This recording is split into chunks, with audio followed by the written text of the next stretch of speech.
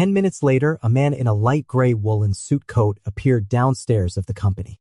His younger brother Oliver was huddled in a short down jacket. The tip of his nose and the exposed part of his neck were pale pink, and the area around his eyes was red. He looked badly frozen. Daniel frowned and irritably reached out to loosen the woolen scarf around his neck. Soon, the warmth with a faint men's perfume enveloped Oliver. However, Oliver stretched his neck restlessly and said, "It's stuffy." Daniel stared and said, "If you dare to take it off, I'll beat you up." Oliver trembled with both legs and became obedient. Daniel really would beat people up. At the age when even dogs dislike children from 7 to 8 years old, Oliver was much more delicate than other kids. The reason was that when he was a child, every time he was disobedient, his elder brother would use various tools to give him a violent education, which made him obedient and gentle. With a strong-willed father, an elder brother, and a weak mother, it's no wonder that Oliver indulged himself in the gentle James once he met him and wouldn't turn back no matter who tried to persuade him. Daniel grabbed Oliver's hand without hesitation. The coldness in his full grasp made his face look even worse. He took off his gloves one by one and threw them into Oliver's arms, sneering, "Is he so poor?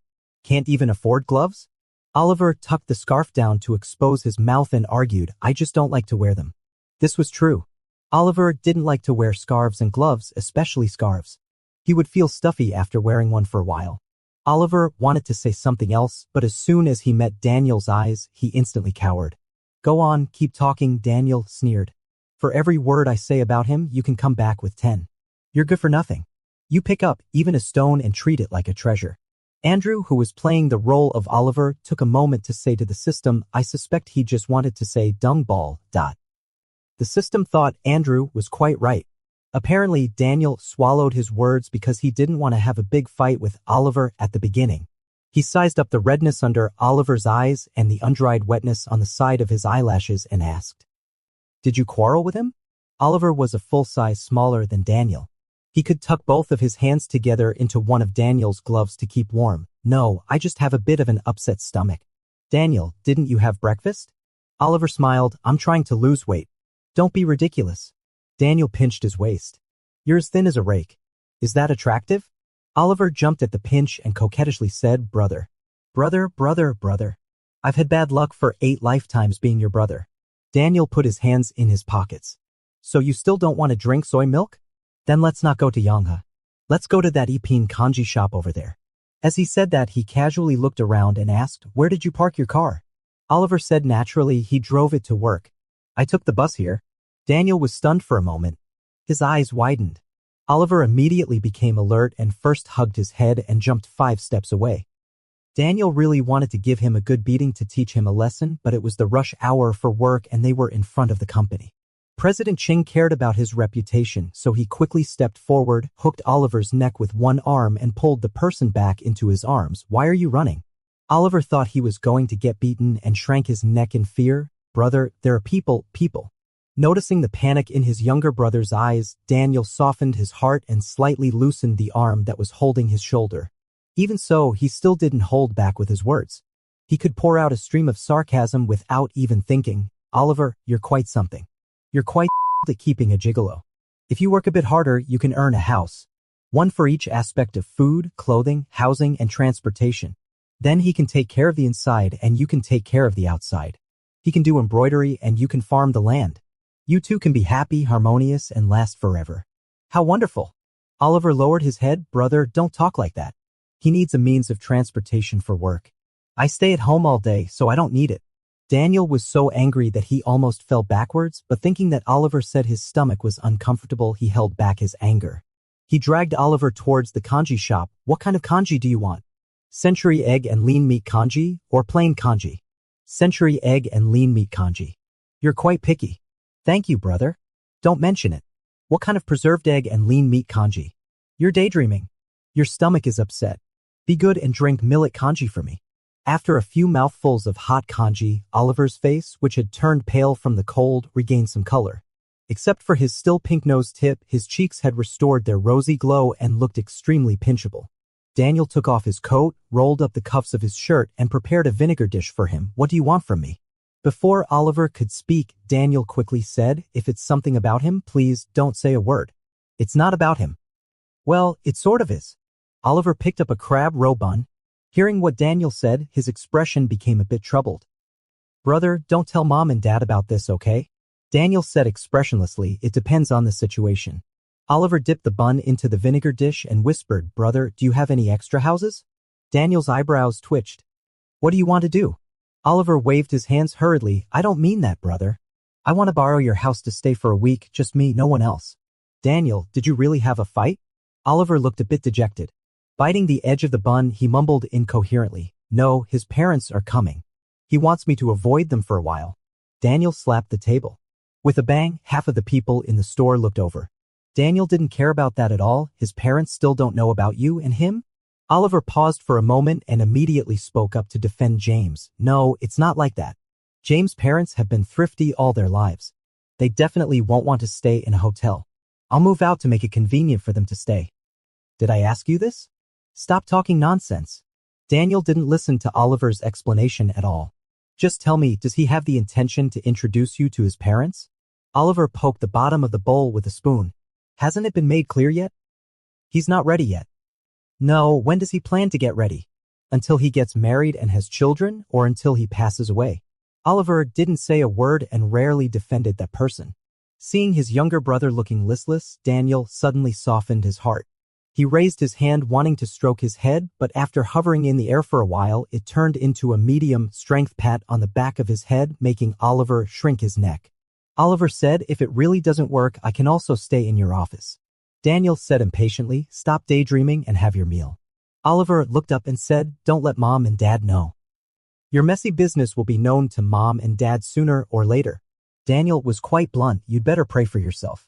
After saying that, he went out with his phone to find a place for Oliver to stay. Andrew quietly lowered his head and bit into the crab roe bun. The rich aroma of crab juice mixed with the sour fragrance of aged vinegar filled his mouth. It was steaming hot and a bit scalding. In the previous life, Oliver didn't come to Daniel for help at all. He just found a friend's place to hide for a week. He always thought that his family protected and controlled him too much. However, he didn't know that what he had lost was a fortress that would always be willing to shelter him from the wind and rain. When reviewing the original Oliver's memories, Andrew deliberately moved the timeline a bit forward and saw Daniel, who came abroad to handle Oliver's aftermath after his death. His elder brother, who would even wear a three-piece suit when going out to take out the trash and always carefully groomed himself with hairspray and perfume, seemed to have aged 10 years overnight. There were stubbles of different lengths on his chin and a long blood stain left by a shaving accident extended from his left jaw to his neck. At first glance, it was quite terrifying. He saw his younger brother's cold body in the hospital. Oliver almost cut off half of his wrist. How could he bear to make such a deep cut? Thinking like this, Daniel silently took a taxi back to the Yang family's place and got off the taxi on the way to buy a kitchen knife. Later, he almost chopped down the Yang family's front door with a kitchen knife. Sensing something was wrong, James and James's parents quickly hid in the house and ignored all his hysterics and called the police. Harassing a private residence is an extremely serious offense abroad. The police quickly dispatched and subdued Daniel. When being roughly pressed to the ground, half of Daniel's face was covered with gravel that had been heated by the sun. He had calmed down but could only murmur the same sentence over and over again, his voice saturated with pain. My younger brother is only 27 years old. He's not even 30 yet.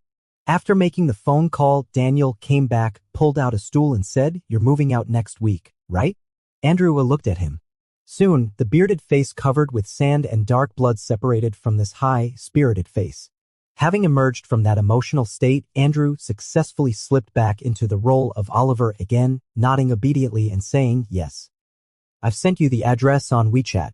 After you've had your fill, I'll ask my driver, Xiaoyan, to take you home. Let me know when you're moving. Xiaoyan can keep his mouth shut and won't blab to Dad. Daniel said, don't tell James that you came to see me when you get back. Just say you're going to stay with friends outside. Daniel is always efficient and straightforward when dealing with business, being both swift and meticulous. However, he rarely brings the state into his daily life. To Oliver, he is just an elder brother who has a sharp tongue and a tough hand but is actually incredibly soft-hearted. In other words, his attitude like this proves that he has realized the seriousness of the problem between Oliver and James and has started to take it to heart. When leaving, Daniel left his scarf and gloves for Andrew. Not long after Xiaoyan drove him away from the company, Andrew voluntarily asked to get off the car. You probably still have things to do. Go ahead and get busy. Andrew said, I know the way back. Tell my elder brother that I ate too much and can't sit still. I'll get off and take a walk to digest the food. After getting out of the car, as soon as Andrew looked up, he saw the headquarters building of Yundu Entertainment. This is the entertainment company that Hazel is signed to. After a series of packaging, Hazel has become one of the emerging stars in the Chinese mainland music industry and is undoubtedly the ace and the top female star of Yundu Entertainment in the current music market. The system asked, do you want to do something here? Andrew looked around and said, just taking a look around. Without the audience watching his performance, Andrew became Andrew again. He loosely tied a knot in his scarf and just stood there casually looking both heroic and lazy, which was very eye-catching. Both stars and actors have undergone long-term posture training, which makes them quite different from ordinary people. Oliver himself has good looks and is a rather clean-cut young handsome guy, while Andrew's temperament undoubtedly adds a touch of charm to this somewhat youthful handsomeness. Standing by the roadside, Andrew often caught the attention of passers-by. Seeing this, the system suddenly had an idea and said, Mr. Andrew, I have a suggestion. How about trying to be an actor? Just last night, the system watched Andrew's first movie, The Murder at the Cape. At that time, Andrew was only 18 years old, yet he played the short life of a fall and destruction of an ordinary fishing village boy in a way that was both amazing and heart-wrenching. In the time of one movie, he showed everyone what talent was. One of the emotional climaxes in the play was the scene when his only friend died. The friend died to protect him and suffered a great deal. The fishing village boy hugged his only friend and sang him a gentle and melodious tune that he had adapted from the song they used to shout together when they went out to sea. He knew his friend's pain, so he sent him off with a smile. There was a smile in his eyes and on his lips, but a tear rolled down from his smiling eyes. Andrew didn't act out in madness or roar. He played this part very quietly. This kind of subtle observation and delicate expression of the emotions of the dramatic characters is what many actors pursue throughout their lives, but Andrew could use it casually as soon as he debuted. He has talent, and in this world, the entertainment industry is quite developed. If he becomes an actor, he could achieve great success. After hearing the system's proposal, Andrew's reaction was calm. Good idea. Andrew's non-committal attitude made the system guess that he might not have such a plan. Sure enough, Andrew said, for me, so-called acting means truly and completely becoming that person. That's the greatest respect for that person. He looked up at the building of Yundu Entertainment and said casually, this is Oliver's life. I have to live it the way Oliver wants. The system's heart stirred slightly. Andrew didn't seem as willful and reckless as it had imagined. The system asked, then what are your plans next? Andrew didn't say a word and started walking away from in front of the Yundu Entertainment building. On the LED screen not far away, there was a large-scale jewelry endorsement poster of Hazel which was playing on a loop. The Hazel incident was a huge turning point in Oliver's tragic life, but because of this incident, Hazel's popularity soared all the way and she successfully achieved her transformation. In the lives of Hazel and Oliver, one is the protagonist and the other is the supporting role. The role of the supporting role is to set off the radiance of the other with one's own obscurity as much as possible. But in Andrew's world, he was also used to being the protagonist. Andrew said to himself, well, then let's see who can be the protagonist by our own abilities. A few days later, Andrew began to pack up and prepare to move into the apartment purchased by Daniel. He specially hired a moving company to move his beloved piano from James' house. After the piano was removed, the living room looked much more spacious. Although there were foot pads under the piano legs, there were still white marks different from the surrounding floor where the piano had been placed. Andrew fetched a bucket of clean water and hummed a song while scrubbing the floor. James was also busy cleaning up to welcome his parents. Oliver was humming the song that was played for him in the car that day, shaking his head and looking very happy. This happiness in Oliver's eyes made James even more annoyed. When Oliver was studying at the college, he was crazy about the so-called avant-garde music of human voice instrumentization, which was extremely niche and required extremely high professional standards. Therefore, the small orchestra founded by Oliver had never had more than 5 members in 4 years. James once went to Oliver's school to watch their performance. Those kids were playing tambourines, violins, singing and dancing in a small music room. There were no lyrics. They just sang improvised melodies and harmonized with each other. After singing, Oliver ran to James' side with his guitar in his arms. James unscrewed a bottle of water for him and said, "Are you going to perform somewhere?" Oliver hugged the water bottle and said, "No, we're just having fun." He gulped down 2 mouthfuls of water and asked, "Do you like it?" James smiled and asked him back, "Are you happy?" Oliver showed a row of small white teeth with a big smile and said, "Happy." James helped him tidy up his hair and said, "As long as you're happy, I'll like it." At that time, Oliver was still young, just a sophomore. He was brought up in a happy environment. What did he know? It was normal for him to just know how to have fun. But why is he still so immature even now? During the 4 years of college, he only focused on playing. Now he doesn't have any to support himself, and he still hopes to make a living from music. Does he want to play for the rest of his life? Andrew is too lazy to guess James' complicated thoughts at the moment and just hums a song. James puts the mopped and rinsed mop beside the balcony to dry, dries his hands, rubs Andrew's hair, and says in a helpless tone as if coaxing a child, "Why do I feel that you're quite happy about moving out?" Andrew is really happy. He even wants to set off fireworks at 3 o'clock to celebrate. After all, he doesn't want to spend an extra 4 points every day to ensure the safety of his moral integrity when he's with James. Andrew talks nonsense and says, No, I haven't seen my friend for a long time. Staying at his place this time will have a lot to talk about. James frowns imperceptibly and asks, "What friend?" Andrew says, "A childhood friend." "What's his name?" Andrew answers softly, "Lucas. I don't know if it's his own illusion, but when Andrew mentioned the name Lucas, James noticed that Andrew's expression and tone were incredibly gentle for a moment.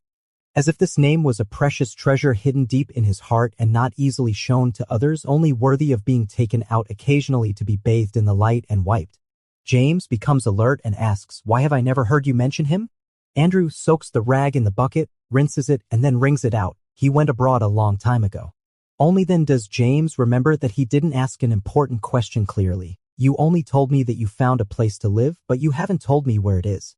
Andrew reports the name of a residential area and then begins to enjoy watching the change in James' face. The property management fee there per month is even a bit higher than James' salary.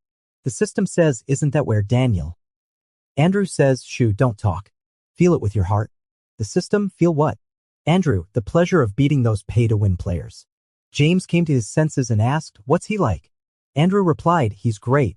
He was my best friend when I was a kid." James pursed his thin lips and said, "Oliver, how long has it been since you last saw him?" Andrew answered without thinking, 12 years. Hearing this, James let out a sigh of relief and said in a gentle voice, 12 years. It's been so long. He must be different from before, right? Andrew shrugged and said indifferently, "Probably. You can never really know a person. Do you know what his intentions are when he invites you to stay at his place?" Andrew looked back at James with Oliver's innocent rabbit-like eyes, seemingly not understanding what James was talking about. Some people are together day in and day out, yet you still can't fathom their hearts. Seeing that Oliver didn't take his round about advice to heart, James was even more confused. Although Oliver has a gentle and mild personality due to his family background, Oliver's circle of friends will never be on the same level as James. Whenever Oliver's friends appear, it's a constant reminder to James that he and Oliver are not from the same world. James needs to pull him into his own circle. Therefore, with his planning and persuasion, he has helped Oliver draw a clear line from many people in his original circle of friends whom he thought were not worth befriending. But who would have thought that a Lucas would appear now? This conversation made the atmosphere between the two of them a bit unpleasant. To be precise, it was just James who was unhappy. That night, he texted Oliver saying that the general manager had suddenly asked him to work overtime and he wouldn't be coming back to sleep. Soon, Oliver replied with a text message, "Come on," followed by 3 little hearts. After replying to James' text message, Andrew lay on the soft big bed in the apartment and said to the system, "I wonder what expression he'll have when he gets home and finds that I've moved out." The system thought that it would probably be an expression that would reduce the favorability by 20 points. Andrew stretched and said, "His parents are coming the day after tomorrow, right? He asked me to move out before they came, but now he's unhappy that I've moved. Men are all such jerks."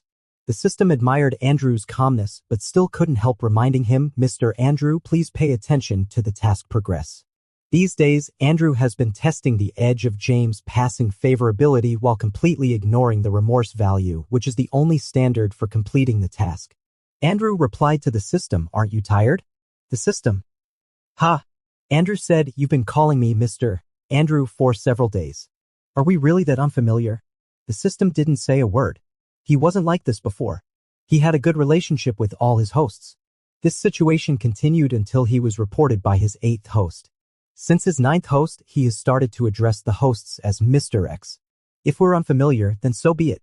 Andrew quickly understood the system's concerns from the silence and said magnanimously, let's have less emotional connection so that you won't cry sadly when I leave in the future. Andrew, because you'll never find another good host like me who allows you to watch movies in my head in the middle of the night. Andrew said, remember not to play it on the speaker next time. The system said, sorry. Andrew said, it's okay. I haven't watched that movie for a long time. It's just right to watch it again with you. The system, while feeling guilty, still had doubts. Mr. Andrew, haven't you used the hypnosis card? These days, Andrew has used all the favorability he's gained to exchange for hypnosis cards. First, he knocked out James and then himself, which made the system feel that it had degraded from a proper system to a peddler of knockout drugs. I'm a light sleeper, Andrew said. Besides, the hypnosis card isn't a knockout pig card. The system apologized again, sorry. Andrew asked, is my movie good? The system replied, it's very good. Andrew said, that's good. You can download the movies I starred in here. Maybe you can still see me after I finish the mission and go back. Hearing Andrew say so, the system asked in return, is your wish to return to your original world? Andrew raised his eyebrows and said, of course. The system smiled bitterly to itself. The scumbag mail recycling system that 061 works for is just one of the many world systems. Without exception, all the hosts performing tasks have had life-threatening accidents in their respective worlds. The brainwaves on the verge of dissipation were captured by the main system. It is the survey system that extends the brainwaves to each parallel world that can extradite them here. The main system will sign a contract with the hosts and allocate a system to them to perform certain tasks. After completing 10 worlds, the host can put forward a wish. After the main system fulfills this wish, the contract with the hosts will be automatically terminated. As for their physical bodies in the real world, the system can only guarantee to meet their minimum survival needs. According to the private communication among the systems, almost all the hosts they have brought in initially held the wish of going home. However, the time flow rate in the task world is the same as that in the host's real world. It goes without saying what it means for a person to lie in bed like a walking corpse for months or even years. Just this point is enough for all the hosts that 061 has brought to change their wishes in the second half of the task. 1. Half of the reason why 061 pursues work efficiency is to send the hosts home as soon as possible, but he has never succeeded even once so far. They all invariably chose to stay in one of the task worlds and let their original physical bodies die. The reason why he urged Andrew to act quickly was also that he was afraid that Andrew would stay in the task world for too long and forget where he came from. These days, 061 has read a lot of Andrew's information and also seen Andrew's true self in the movies. He was even more amazing than the system had imagined. His eyes were calm and his face always carried a sense of tiredness after the satisfaction of desire. His thick, shoulder-length black hair was simply tied up at the back of his head, making his neck look long. He had a lean and slender build with delicate bones, and he had well-defined waist dimples and muscles. Even when playing a fishing village teenager, he had an innate noble air different from others, and he brought the character of that ambitious but tragically fated teenager to life. Different from his noble-looking appearance, Andrew's background was surprisingly ordinary. His father was a worker in a toothbrush factory, and his mother was a female worker in a local food workshop. They owned a shabby tube-shaped apartment passed down through generations. He didn't get along well with his parents. After entering the entertainment circle, he didn't have any particularly good friends, and his romantic experience was zero. However, he was quite popular among the industry seniors and bigwigs in the circle. Among them, the great screenwriter John liked him the most. Based on various information and data, 061 thought that for Andrew his career was probably the most important and worthy thing to cherish in the original world. So he hinted at Andrew meaningfully, you were quite successful in your original world.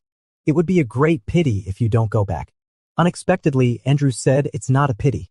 I want to go back. Because no one else will visit his grave except me.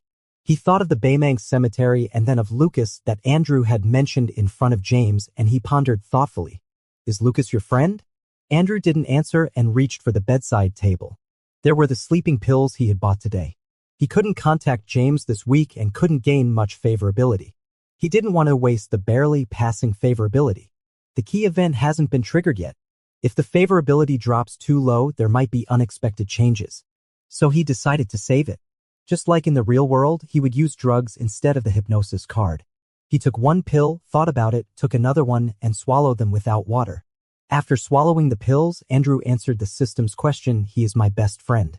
It was exactly the same as what he had said to James. 061 wanted to ask if his insomnia was related to him, but he held back just as he was about to speak. This isn't something a system should worry about. Just as he said, one person and one system, there's no need to get too close. They'll have to part ways in the end. The system decides to be a cold and emotionless system. It's better to urge him to think more about the task. The medicinal effect gradually begins to take effect. After hearing the system's urging, Andrew hugged the quilt tightly and yawned lazily. To break the situation, there are 3 ways: the best strategy, the medium strategy, and the worst strategy. 6-1, Andrew stretched out one hand and put it behind his head. "Remember what I asked you to do when I first came here?" Of course, 061 remembered, but didn't quite understand what Andrew meant.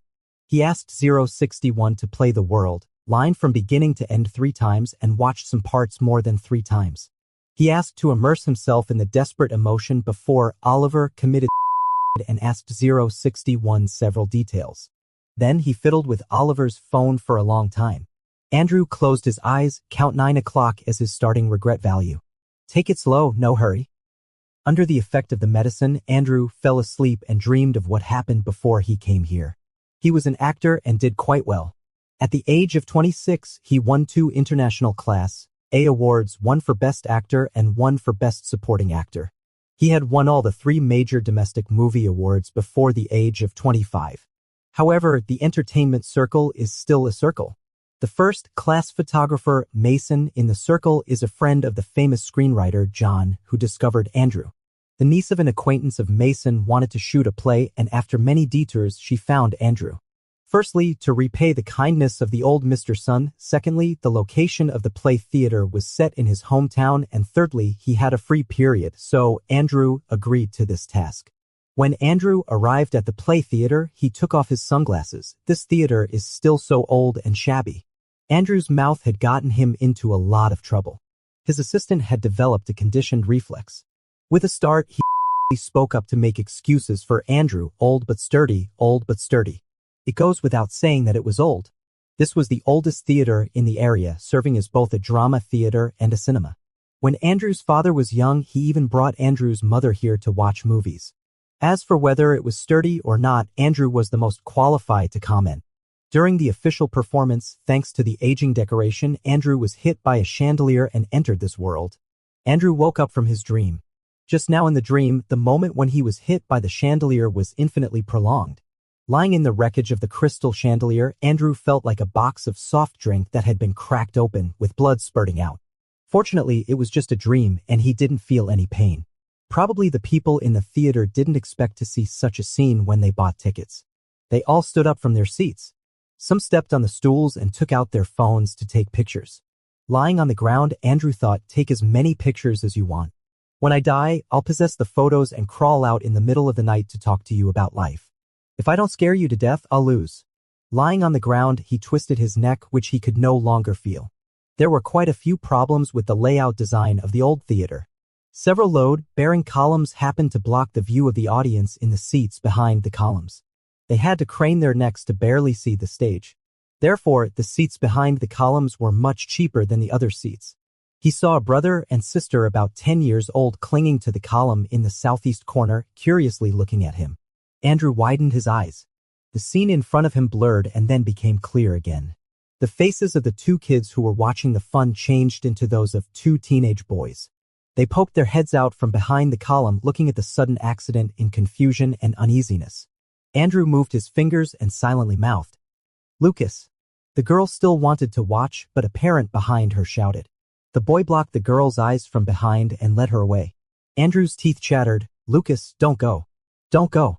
He didn't know where he got the strength, but he struggled out half of his body from under the broken chandelier and then woke up. After waking up, Andrew held a thin cigarette between his lips without lighting it, just biting it with his lips. The system said, "It's 3:30 now. You've only slept for 4 hours." Andrew said, "Sleep my ass. Let's have fun." The system Oh no, he didn't get enough sleep and has gone crazy. Andrew suggested, let's order a movie and watch it together. The system said helplessly, it's time to sleep now. Andrew jumped off the bed and said, when I wake up, it's dawn. The system. All right, if you say it's dawn, then it's dawn. Daniel thought very thoughtfully for his younger brother.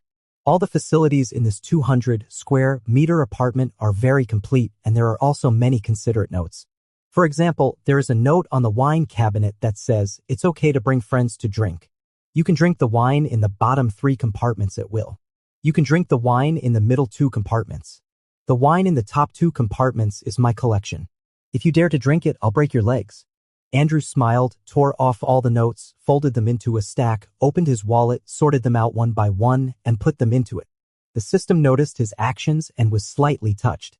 In the real world, Andrew became famous overnight because of the Cape murder case, but within just 2 months, Andrew fell into the quagmire of scandal overnight. Andrew's parents accused him of not supporting them during an interview. When Andrew became famous, the internet had just become popular. People had just realized the benefits of online anonymity, but they didn't have the awareness to distinguish the authenticity of various information yet. Because of his alleged ingratitude, Andrew was scolded mercilessly on various BBS and forums. He even became a regular guest in various entertainment tabloids for a while. There were all kinds of condemnations and a lot of criticism, which was really a stormy situation. At that time, everyone thought Andrew was finished. But 10 months later, the movie 72-hour thriller, in which Andrew played the leading role, became the biggest dark horse hit of that year. Andrew, who had been knocked off the pedestal, rose rapidly, and the endorsements that had been cut off gradually recovered. In an interview after the success of 72-hour thriller, the host asked about the scandal some time ago. However, Andrew, who had previously refused to publicly mention this matter on any program, made an exception and said, since I started earning money, I've been sending money to my parents every month. I still have the bank statements here. The host was very surprised, then My father gambles, Andrew said. All the money I earned from acting in Cape was gambled away by him. I helped him pay off the debts, but he still kept gambling and asked me how much I'd earned from 72 hours. I refused them and said I'd send them money monthly in the future, but they seemed quite dissatisfied. At this point, Andrew paused appropriately, leaving time for the host and the audience to ponder and digest. The host had just asked casually and never expected Andrew to reply, let alone that the truth would be like this. Then why didn't you explain? I was filming at that time, Andrew smiled, but his expression showed a coldness and calmness beyond his age. Moreover, people seemed to be quite happy to see negative news about celebrities. Would anyone listen to me if I explained at that time? No wonder those who disliked Andrew accused him of being scheming. Not everyone can endure 10 months of insults and slurs before casually playing this winning card. Nor can everyone be so bold as to casually expose the secrets of their own parents in public, stating only the facts without mentioning hardships or the kindness of upbringing. Even Andrew's parents never expected that their son could be so ruthless. He remained inactive if not necessary, but when he acted, it was like a thunderbolt, leaving no room for compromise. Overnight, public opinion completely reversed. The sharp tongues and critical pens turned their direction and attacked Andrew's parents. Throughout the whole process, no one guided the 19-year-old Andrew on how to handle this matter. However, in 10 months, he successfully cut off ties with his family. From then on, his parents didn't have the face or the courage to pester him anymore. However, many issues remained unresolved in this confrontation. 6 years later, Andrew appeared on the same talk show again, and the host was still the same one as before. She asked him, have you ever thought that if there hadn't been 72 hours, how your future in the film and television industry would have been? Would you have faded into obscurity? Leaning on one elbow against the side of the soft sofa, Andrew, in a turtleneck sweater, smiled and said, no. Without 72 hours, there would be 36 hours or 24 hours. After 6 years of precipitation, Andrew was like the slightly worn-out high-end sweater he was wearing, aloof, cold, and with an indelible sense of luxury. The female host looked at him appreciatively and said, are you really that confident? Andrew replied, because it's me, so I do. Before the 2 sleeping pills Andrew took became ineffective, 061 had just caught up on his interview program up to this point. Through Andrew's expression of chatting and laughing with ease and handling things calmly, 061 saw Oliver sitting in the kanji shop a few days ago, wrapped in a somewhat old down jacket and quietly biting the edge of a bun. At that time, his eyes were very gentle, mixed with a bit of soft and helpless bewilderment. When 061 thought of that look in his eyes, there was a faint tingle in his heart. He clearly cared a lot about family affection, so why did he end up in that situation when managing his own family? Andrew was of course not responsible for answering his questions. He got the big projector in the living room working, then went to squeeze a glass of carrot juice, curled up on the sofa, sipping the juice while fiddling with the remote control. He said, "It's been a long time since anyone accompanied me to watch a movie." Before 061 could say a word, Andrew said, "Oh, you're not a human." 61. "That's true." Andrew, "All right. What do you want to watch?" 61. "I'll follow your suggestion." Andrew smiled and said, "You're quite considerate. This tone is like spoiling a girlfriend. You should be quite popular among you AIs, right?" 61. So. 061's words were reasonable. He had a gentle personality and was always used by other AIs as an emotional trash can for complaining. He was indeed quite popular. He quickly added, however, the main system didn't set an intimacy mode for AIs. There is only pure friendship among us AIs. Andrew was clicking the buttons on the remote control to select a movie and said, "Really no ambition. You can create conditions even if there aren't any. Don't you have zeros and ones?" After a moment of reaction, he felt that both his ears and his mind had been polluted. Andrew selected a horror movie and casually dimmed the light in the living room. At first, the system reminded him, "Turn the sound down a bit. It's still bedtime. Don't disturb the neighbors." "The sound insulation here is excellent," Andrew said indifferently. "Unless I bring a drilling rig here to drill for oil right now, no one will complain." He spoke with great confidence, but as soon as the scary music at the beginning of the movie started playing, Andrew immediately turned the volume down from 40 all the way to 20. After watching for 2 minutes, Andrew's teeth began to chatter. 61. "Are you scared?" Andrew, "Nonsense." 61. "If you're scared, why are you still watching?" Andrew covered his eyes with a cup and said, "I'm only watching because someone is with me." The system sighed, not quite understanding the psychology of watching something despite being scared. But he still made a slight adjustment to Andrew's body's thermostatic system to regulate the amount of cold sweat so that he wouldn't feel uncomfortable. For the next hour and a half, the system became Andrew's real-time announcer. "The ghost isn't coming out. Don't worry. Open your eyes. I'm not lying to you. Judging by this rhythm, the female lead won't encounter anything when she turns around, but the ghost will come out when she turns again. Close your eyes." With his eyes opening and closing like this, Andrew actually fell asleep on the sofa. The system said softly, "Wake up. Go back to bed and sleep. Sleeping on the sofa can easily give you a cold." Andrew let out a soft grunt, turned over, and curled up in a ball under the thin blanket. 61. Sigh. A short while later, a dark shadow emerged in front of the sofa. The tall young man in white clothes and black pants bent down and picked Andrew up, blanket and all, into his arms. Andrew's whole body suddenly stiffened and he quickly opened his eyes. 061 felt a bit awkward, but after Andrew stared at him for a while, he closed his eyes again. Andrew thought that he was dreaming again, and this time it was a good dream. He couldn't let Lucas know that he had noticed him, otherwise he would leave again. After waiting for a while, 061 found that Andrew seemed to have fallen asleep again, so he slowly carried him into the bedroom. Andrew was living a rather comfortable life here, but James was extremely upset there. Returning home exhausted, there was no hot soup or hot meal, only a cold stove. James felt even more unhappy. Did he just move to his childhood friend's place directly? Was he in such a hurry that he didn't even have time to tell himself? James was very tired.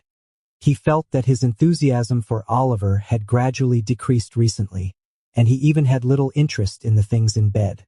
He often felt so sleepy and weak all over while washing up that he had no time to be intimate with him. He was so busy with work, but young Master Oliver never learned to be considerate.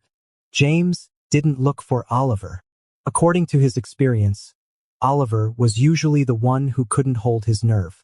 Anyway, he would soon call to make up with him. However, his parents had been here for 3 or 4 days, and he still hadn't waited for Oliver's explanation. When taking his parents out for a meal, he talked very little and kept rubbing the leather cover of the steering wheel with his fingers. James's parents were sitting in the back seat, and his cousin Amelia was sitting in the front passenger seat. They had been in the car for several days, and the two elders were still not tired of it. Nora was studying the window tinting film. "Son, with this thing on, you really can't see inside from the outside. James came to his senses, nodded and smiled. Yes, Amelia had bright red nail polish on, and her makeup and clothes were very fashionable. Her phone was out of power, so she borrowed James's phone to play with. Hearing this, she silently curled her lips. She scrolled through Weibo for a while, replied to a few messages from her fans, and then clicked in and out of James's various mobile apps. Out of curiosity, she secretly clicked on the chat history between James and Oliver. After flipping through a few pages, she saw 3 pieces of music sent by Oliver a few days ago, marked as Demo 1, 2, 3 respectively. Amelia also occasionally writes some little tunes. Of course, she is very interested in her brother Oliver's works. With a tap of her fingertip, she clicks to play. When the music unexpectedly echoed in the carriage, James' scalp almost exploded. He wanted to snatch the phone away, but he was driving and was afraid that too big an action would arouse his parents' suspicion. He could only be anxious, and cold sweat continuously oozed from his palms. On the other side, Amelia was overjoyed while listening. She could tell that this was not a completed demo, but just a preliminary form. However, the melody was quite creative and the were proficient. Along with the soft human voice humming, it was very charming. James said with a cold face, "Don't play music randomly. It uses up the data." Amelia rolled her eyes and came up with an idea. "Did Brother Oliver write this?" James' face changed, and he winked at Amelia. Amelia looked at him with bright eyes and pretended not to understand. James cursed under his breath. This question really caught the attention of the Yang's parents. Samuel asked, "Oliver? A friend of your brother's?" Amelia answered first, "Yes, didn't brother tell you? He is a good friend of my brother's and is in the music business." James' palms were sweating so badly that his hands slipped a little when holding the steering wheel. When she heard the words "good friend," Nora still had a little expectation. But when she heard "in the music business," Nora's drooping mouth drooped even more, showing a disdainful expression, which was quite similar to Amelia's expression just now. "Son, listen to your mother. Don't hang out with people who don't have a proper job. You're different from them. You got into college through hard work, step by step. You're an outstanding student. Many of those who study art are just hooligans. They only turn to art because they have no other options. They'll never amount to much." James didn't say a word, but Amelia interrupted again. "Brother Oliver's family is very rich. What does it matter if he likes to study art?" Then she turned to James and coquettishly said, "Right, brother." Nora was embarrassed and looked at James. James followed his mother's words and said, "He just writes and sings casually. There's not much future in it." Nora regained a bit of face, let out a humph, and turned to Amelia. "Did you hear that? Only rich people do these things." Amelia pretended not to hear and fiddled with James' phone. The more she listened, the more tempted she became. She tentatively asked James, "Did Brother Oliver write this casually too?" Like before, without any intention of selling it. Eager to end this topic, James pressed the horn hard and replied in a deep voice, "His family is rich. He doesn't care about the income from selling songs. Besides, he's not happy to associate music with money." Now Amelia was relieved. She quietly picked out 2 of the 3 demos, forwarded them to her WeChat, and then moved her fingers to quickly and silently delete the forwarding record on James' phone. Taking advantage of the few days away from James, Andrew finished organizing the official versions of the demos of Whispers in the Heart, Love You, and Autumn Thoughts one by one. The song names were carefully chosen by Oliver. If they were to be released, they had to be and could only be these 3 names. Oliver's golden touch was quite useful. Andrew only needed to think about creating, and countless melodies and passages would naturally emerge in his mind. So these tasks were not difficult. After recording the last song, Andrew lay in bed and shared his experience of using it. "I feel like an artist." 061 smiled and said, "Weren't you one before?" After the suspension bridge effect of that night watching the horror movie, The revolutionary class friendship between the two was strengthened. Now they chatted even more smoothly. Andrew said, "I was just a high school graduate and a poor student before. Now, in the blink of an eye, I've graduated from university." The system said, "So a student who has won the scholarship for 3 consecutive years can be called a poor student." Andrew said faintly, "You even know my grades. Did you find out from my interview in which year?"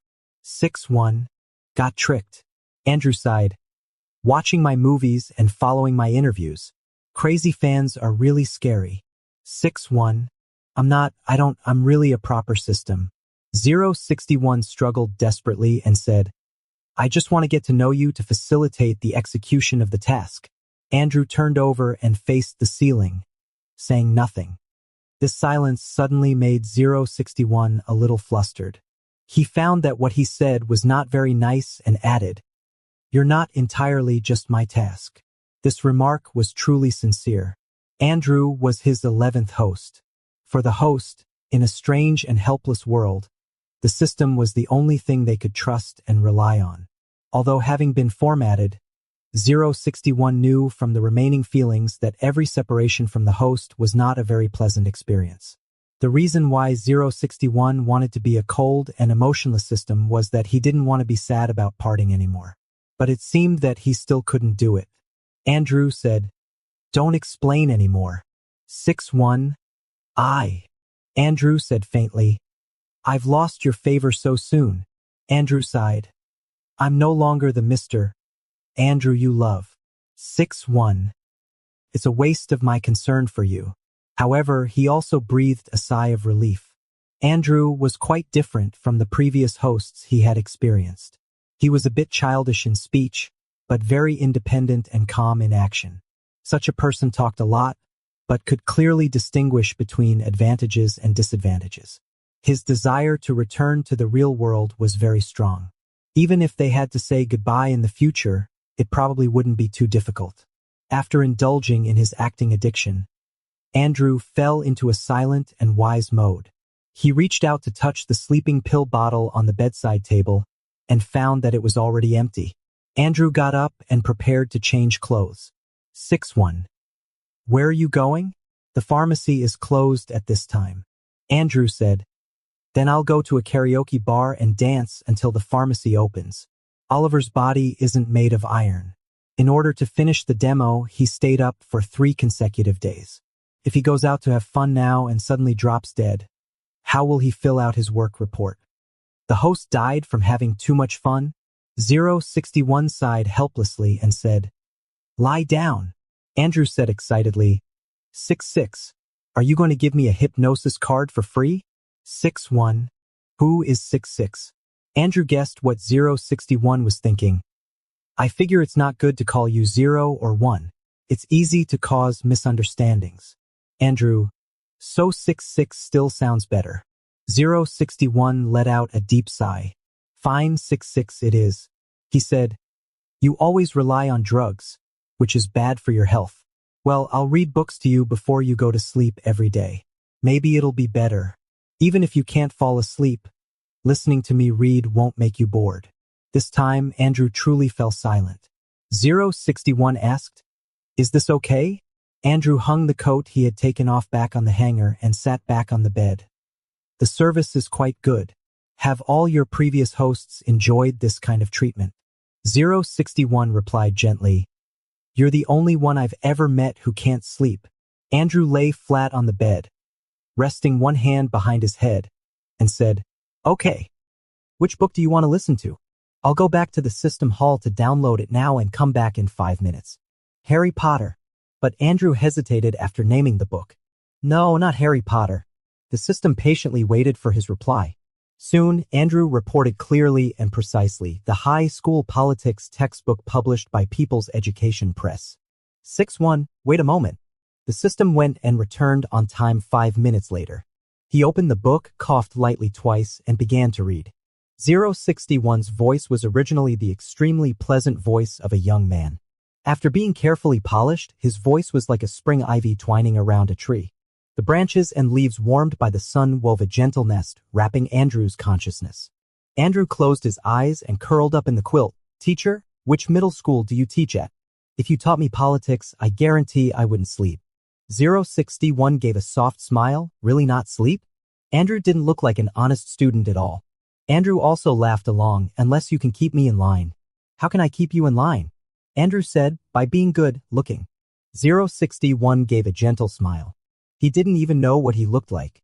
The self-awareness system of the system was always turned off. Even if he looked in the mirror, he could only see a blob of mosaic. However, he didn't want to keep Andrew in line either. As long as Andrew was happy and completed the tasks quickly, his own progress could also speed up. After completing 200 tasks, he could terminate the contract with the main system. By then, he could go to fulfill an appointment. But it seemed that he was already late by many years, late until he had an accident and his memory was formatted. It didn't matter though. As long as he returned to his own world line, he would surely remember. 061 connected to the indoor lighting system, dimmed the indoor light, and then instructed Andrew on his sleeping posture. Close your eyes, put your hands down. You won't sleep well if you keep them up all the time. Andrew closed his eyes, but still kept his hands under the pillow. He whispered, it could also be Lucas. To keep him in line, one had to be either good looking or Lucas. Nothing else would work. 061 didn't hear clearly and asked, what? Andrew didn't say anything else, and 061 continued to read until Andrew's breathing gradually became even and a faint pinkish color gradually appeared on his pale and bluish cheeks. 061 didn't call him. Only by observing his physical data did he confirm that Andrew had indeed fallen asleep. 061 thought with relief that it was indeed effective. 3 seconds later, the light went out. The next day, Andrew, who had had enough sleep, put the master tape he had recorded into a paper bag, cooked a meal, and took it to Daniel's company. Seeing Andrew deftly cracking eggs and putting them into the pan while wearing an apron, 061 was surprised. He really can cook. When Daniel saw his younger brother being led in by the secretary with a lunchbox in his hand, he was as surprised as 061. He was even more surprised to hear that the fried rice with eggs was made by Oliver. The temperature in the city dropped to the lowest since winter began today. Oliver's nose was frozen red. As soon as he entered the door, he held the hot water and gulped it down. Daniel lifted the lid of the lunchbox. Inside were a bowl of rice and a bowl of soup, giving off a delicious smell. Oliver blew on his hands. Brother, have some. It's hot. The thermal insulation of this lunchbox I bought is really good. Just looking at the generous portion, one could tell that it wasn't takeout from outside. Daniel said sourly, you're quite the good wife and mother. Have you been taking care of those precious hands of yours for all these years just to stir-fry in a wok? Oliver smiled with his eyes curved.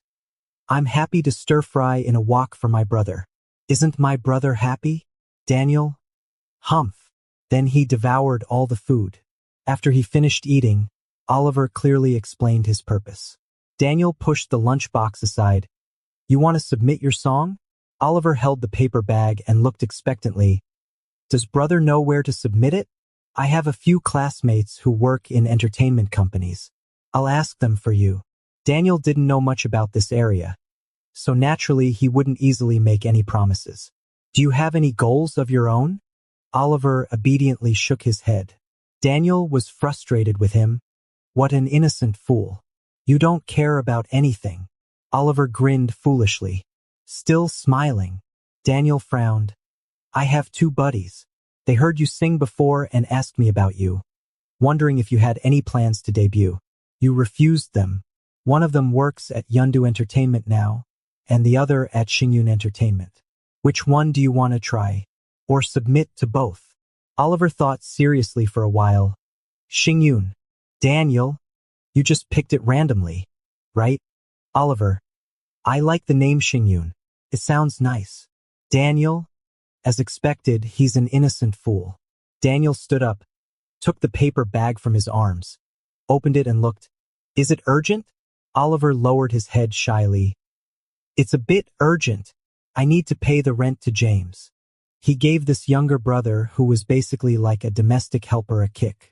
Oliver immediately hugged Daniel's arm and pleaded cutely, Brother! Daniel was stunned. He didn't expect this younger brother, who usually ran away faster than a rabbit after getting beaten, to get close to him. When he came to his senses, his face felt a bit hot. "Stop rubbing against me. You're so thick-skinned." After Oliver left swaying with the lunchbox in his hand, Daniel took out the CD and put it into the computer. He didn't know much about music, but as soon as the prelude started, he showed a rather proud smile. This was written by Oliver. However, as the melody gradually progressed to the chorus part, Daniel was stunned. He wasn't a music major and couldn't explain in detail, but he at least knew what sounded good. After leaving Daniel's office, 061 asked him, "Why did you choose Xingyun?" Andrew replied, "Because I don't want to join Yundu." Unlike Oliver, Andrew would conduct investigations before doing things. It's really a waste for Oliver to have his songs produced by a small company. However, in his previous life, he had no experience. Moreover, his elder brother Daniel had extensive connections and knew many senior executives of large entertainment companies. If he submitted his songs, his brother would surely find out eventually. He was young and inexperienced and was instigated by James to draw a clear line from his family. He thought it was inappropriate to earn money under the protection of his family right after having a falling out with them. This time, Andrew directly went to Daniel and took a shortcut without batting an eyelid. He had a plan to join a large entertainment company, but he never intended to join Yundu Entertainment. Yundu is the company where Hazel works, which would make it inconvenient for him to implement his plan. 061 was about to say something but suddenly stopped. "He's coming." "Who?" 061 said. "James." "Andrew, huh?" 061 said. "I connected to the in-car GPS of your new car. Now someone has entered your current address on the GPS. It should be James coming to see you. His parents are here for a week. Isn't he accompanying them?" 061 said. "It's noon now. His parents might be taking a nap. After leaving him hanging for so many days, he finally couldn't sit still?" In the past few days, James's favorability towards Oliver has been fluctuating, which shows that he is very confused and quite concerned about the childhood friend Lucas mentioned by Oliver. Andrew shrugged. "I'm not at home. It'll just make him come in vain." Then he added with a tinge of regret, "It would be great if Lucas were really at home. He cares so much about Lucas and came here specially. It's a bit of a pity to let him go back empty-handed." 61, "It's doable." Andrew raised an eyebrow. "Huh?" 061 said. "I can create a physical copy image. It looks exactly the same as a normal person to the naked eye and can also have a brief physical tactile sensation.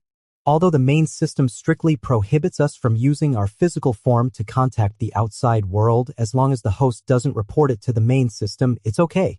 I can pretend to be Lucas. Andrew thought for a moment and said, "Okay." 61 replied, "Yes." Andrew said, "Make it look more handsome." 61 replied, "Yes."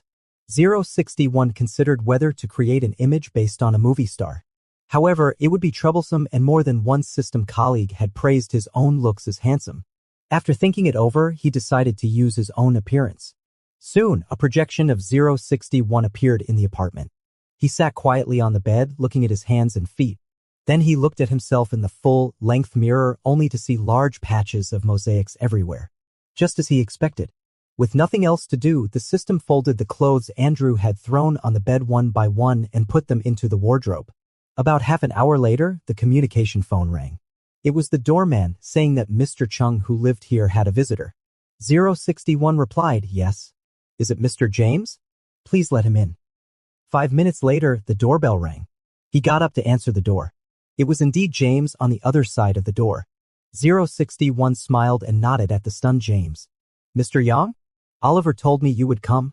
However, James, who was always considerate in handling things, stood there stunned for a long time after seeing 061 and even ignored 061's greeting.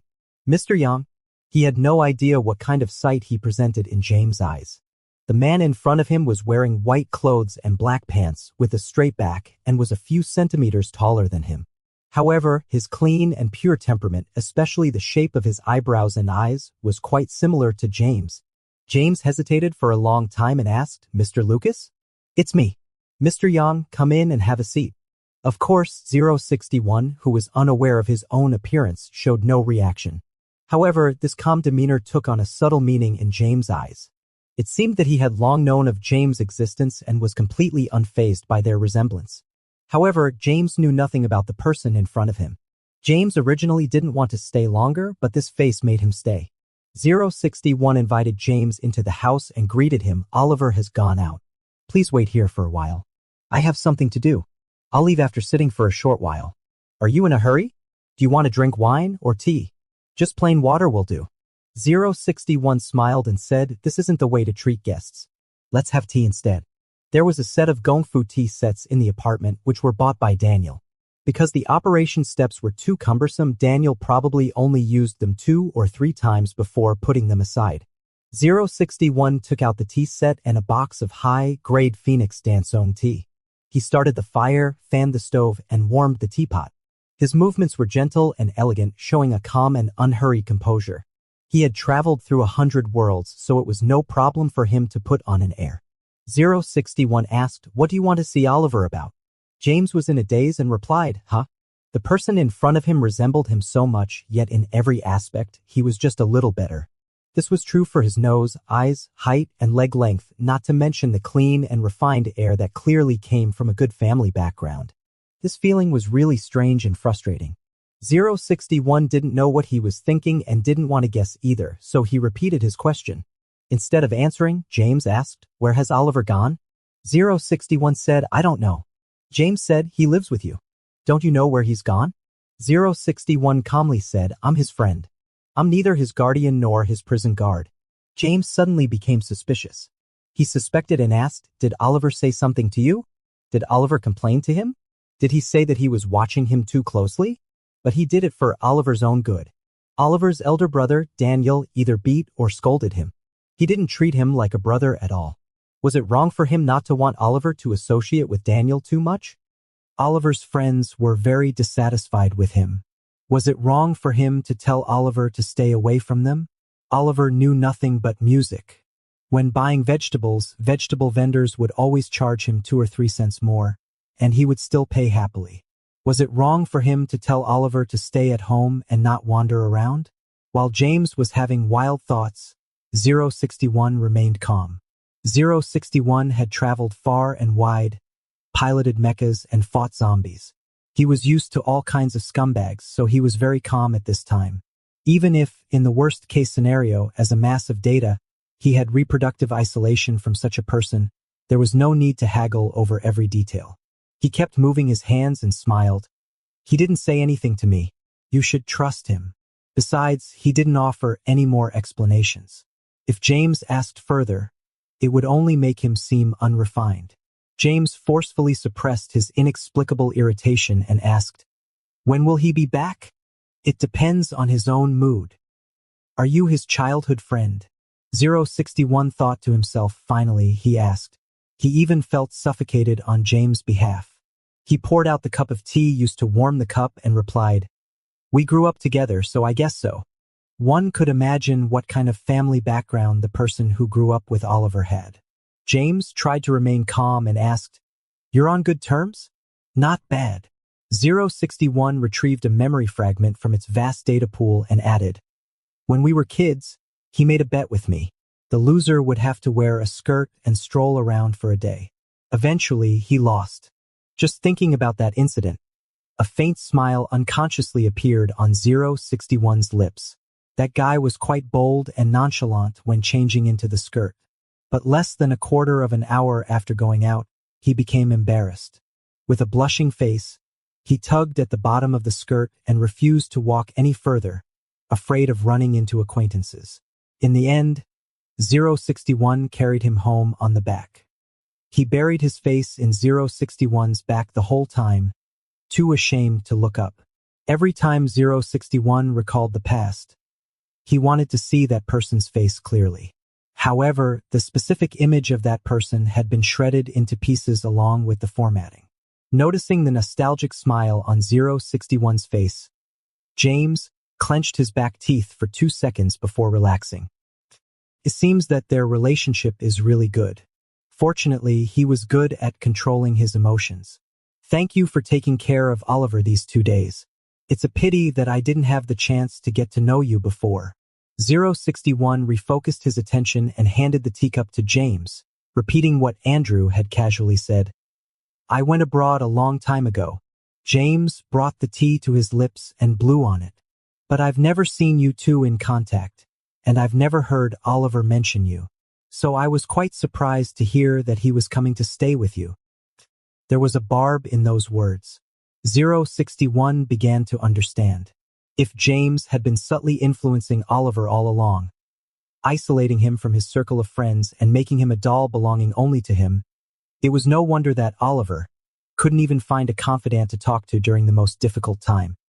Leaning one arm on the armrest of the single sofa, 061 smiled amiably and replied, "Don't be surprised. We've always kept in touch privately." James choked on a sip of water. Approximately a quarter of an hour later, while sitting on a lounge chair in a shopping mall playing a mobile shooting game, a faint sigh echoed in Andrew's mind. Andrew put down his phone and asked, "Did you get rid of him?" 61 replied, "He's gone." Andrew asked, "The effect was good?" 061 carefully recalled and reported truthfully, "He looked ashen when he left."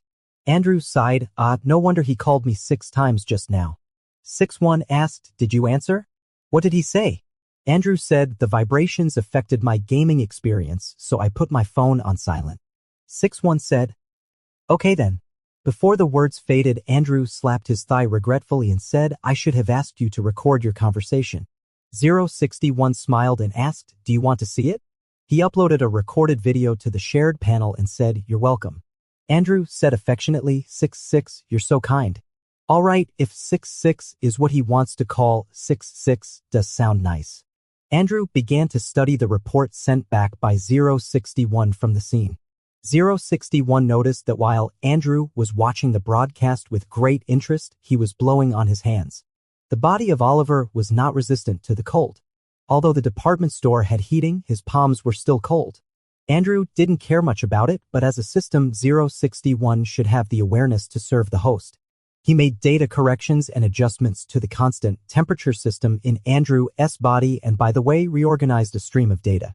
Soon, there was an open thermos cup on Andrew's right side, steaming with a refreshing tea aroma. Andrew asked, "Where did you get this?" "It was brewed at home. First, digitize the teacup and then restore it, and you can bring it here." "It's not too difficult," 061 explained. "This Phoenix dance song is very authentic." He only took a couple of sips. "It's a pity to waste it. Also, this kind of tea can protect the liver and improve eyesight.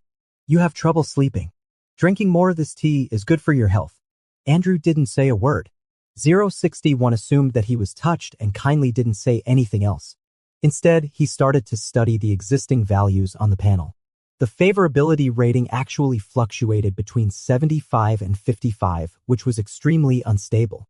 061 thought it was understandable. After all, James always had the halo of first love over his head, and Oliver always listened to him. Naturally, he regarded Oliver as something in his palm and could shape him at will. Now, out of the blue, there was a strong rival with the halo of childhood friendship. His feelings for Oliver weren't entirely fake. It was imaginable that he felt a sense of crisis in his heart. It wasn't strange that the favorability value fluctuated. However, the regret value, which was the key to completing the task, was still a pitiful single-digit number. 061 was a bit worried. So he decided to watch one of Andrew's variety shows to calm down. He watched the variety show and Andrew watched the live broadcast. One person and one system got along very harmoniously. Andrew held the teacup, sipping tea and watching the show, but his mind was still turning over the words he had just heard. "When we were kids, he lost a bet and I made him wear a skirt and go out with me for a day." Andrew shrugged to himself. "It seems that the investigation into me was quite thorough. They didn't even miss the things from my childhood." However, this wasn't a serious matter and Andrew didn't plan to question the system. He studied this precious video material with great interest. This video was shot from 061's perspective. The camera was 061's eyes and the recording started when James rang the doorbell. From this angle, Andrew judged that the physical form 061 took was at least 5 or 6 centimeters taller than James. Although his face couldn't be seen, 061's manner was quite elegant. After retorting James, 061 also had a discussion with him in the field of software specialization. Obviously, in the field of professional knowledge, James' human brain couldn't compete with the huge database that 061, who had been involved in various planes, had accumulated over the years. It can only be said that James did his best. As 061 said, when James left, he did look as green as spinach. Andrew decided to keep this video. Watching it when bored is guaranteed to make one have a good appetite. When James drove back home, his parents hadn't gotten up yet. There came thunderous snores from the bedroom. The third sister took the child to visit her sisters who worked in the city. Amelia was busy with something these 2 days and didn't come to accompany him. James, full of irritability and depression, called Oliver again. Over there, Andrew was watching the broadcast with great enthusiasm and ignored him. He paced around the living room like a caged animal a few times. The more he looked at this rented apartment of over 50 square meters, the more dissatisfied he became. When he walked in front of the floor-length mirror and saw the figure reflected inside, his anger immediately flared up. He picked up the sofa cushion and smashed it hard against the wall. Didn't Oliver say that he was his first love? Then who was that Lucas? If he was just a simple childhood friend, James might not have thought too much about it, but that face? That face. According to Lucas, he went abroad when Oliver was 14. Since then, they hadn't seen each other and only contacted each other by phone and video at most. But why didn't Oliver ever mention this person after getting to know him? This is so strange. Is he deliberately hiding something? Is he deliberately looking for someone's shadow in him? The more James thought about it, the more indignant he became. If Oliver hadn't appeared, pursued him, and turned him gay, he might have married a city girl normally by now. Why would he need to be so nervous when facing his parents? How could Oliver treat him like this? He was in a complete mess and so angry that his hands trembled. He edited and then deleted the text message to question Oliver. In the end, he only sent a message saying, "Why didn't you answer the phone?" He wanted to see how Oliver would explain it. After staring at his phone for about 3 hours, he finally received a reply. Sorry, James. I went out to play with my friends and didn't notice my phone." This explanation didn't satisfy James. Just as he was about to reply with a question, Nora said, "You've been staring at your phone all afternoon. Don't keep looking at that thing. It has radiation and is bad for your eyes." After hearing what she said, James simply threw his phone aside and decided to ignore Oliver for a while. He wasn't the type to be patient. If he didn't get a response, he would definitely be unable to hold back and contact him actively. Who would have thought that even until the middle of the night, as he lay on the sofa bed staring at his phone, he still didn't get a reply from Oliver. James gritted his teeth and replied, "Why didn't you call me back?" After sending the message, it was like a clay ox entering the sea. James fell asleep holding his phone. It wasn't until the next morning during breakfast that his phone vibrated again. "I thought you didn't receive it." James was almost furious. When his parents went back to the village, he must have a good talk with Oliver. Since James intended to ignore him, Andrew didn't mind playing a time difference game with him. However, after sending the new text message, James didn't reply anymore. Having lost one object to tease, Andrew felt quite lonely. However, 2 days later, Andrew was approached regarding his business. He received a strange call. "Excuse me, is this Mr. Ching?" the person on the other side asked. "I'm a staff member of Nebula Entertainment." "Well, we've received the master tape you sent. May I ask if all the songs on the master tape are your original works?" Andrew replied calmly, "Yes." "Then may I ask if you're available to come to Nebula Entertainment building at number 18, Jinsong Road, East 3rd District at 9 o'clock this Friday morning? We'd like you to have an audition."